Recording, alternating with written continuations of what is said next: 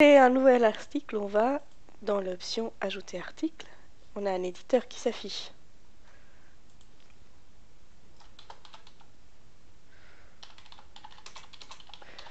On lui donne son titre.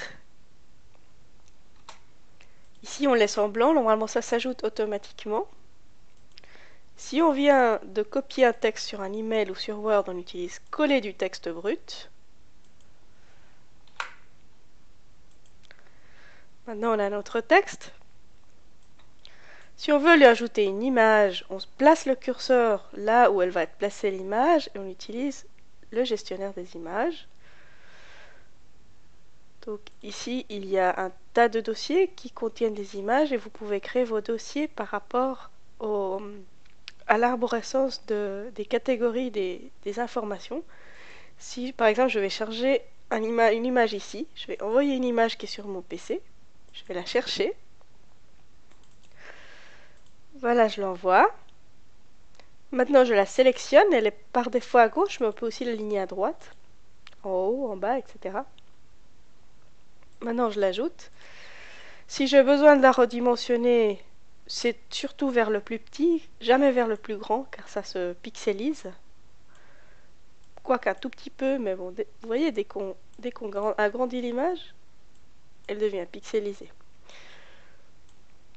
Voilà, maintenant qu'on a notre image, on va séparer le texte d'introduction. Disons que le texte d'introduction arrive jusqu'ici. Il faut insérer un lire la suite pour permettre un affichage correct dans notre page de catégorie, qu'on ait toujours le texte d'introduction et un lire la suite. Maintenant, on lui donne sa catégorie. Disons que c'est international. On ne le met jamais en vedette. On lui donne sa langue.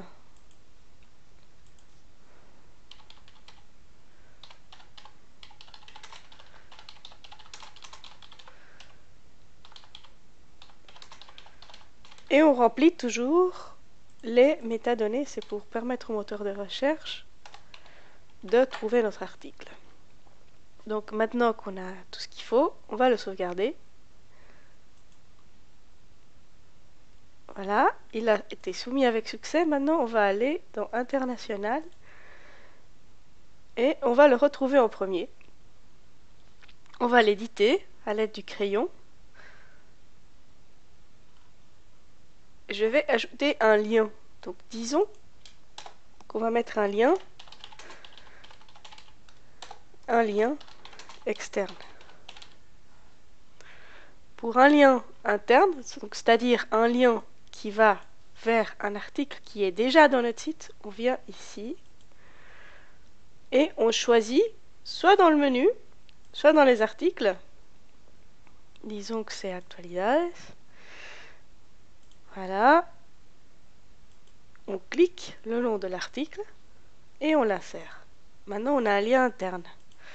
Pour un lien externe, on fait la même chose, seulement qu'ici,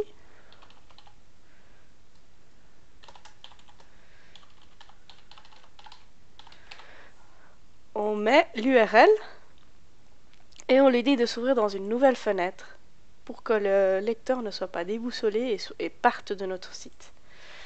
Voilà, donc maintenant on a des liens, on a des images, un article, son texte et son lire la suite.